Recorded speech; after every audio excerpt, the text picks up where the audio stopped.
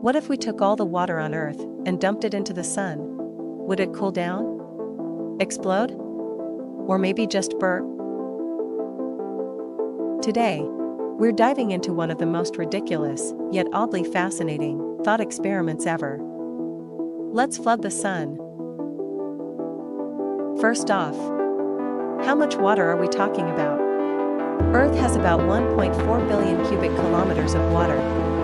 That's around 1.4 times 10 superscript 2 superscript 1 liters. Now the sun? It's just a 1.4 million kilometer wide ball of nuclear fusion. It burns at 15 million degrees Celsius in its core, and weighs 333,000 times more than Earth.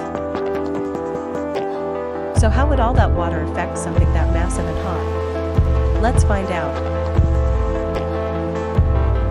As soon as water hits the sun's surface, the photosphere, it instantly vaporizes. That's 100% guaranteed. We're talking about hydrogen and oxygen atoms being ripped apart by the extreme heat. The hydrogen? The sun already loves it. It's literally its favorite fuel. But oxygen? That's another story. Oxygen doesn't help fusion. In fact, it might just clog the outer layers for a moment, but not for long. Now, could dumping all of Earth's water put out the sun? Not even close. The sun fuses about 600 million tons of hydrogen every second. Earth's water adds only about 0.00000000001% of that.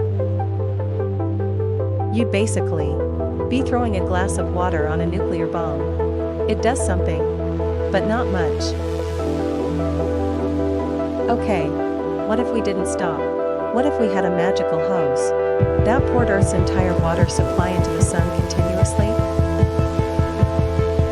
Eventually, you'd start messing with the balance of elements. You might even temporarily affect local fusion conditions in the sun's outer layers.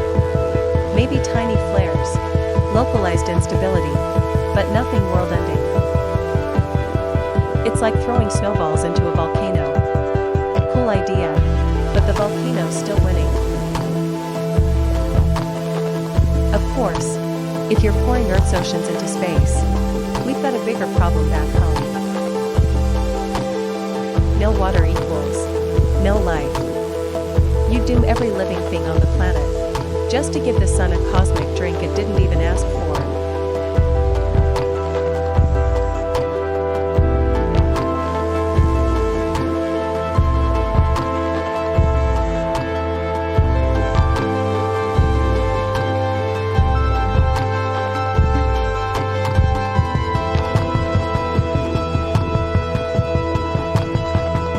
So what if we flooded the sun?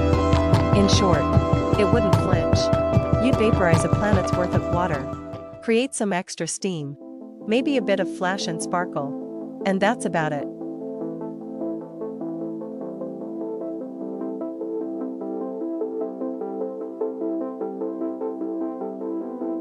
The sun is a monster, and we're just its slightly damp neighbors.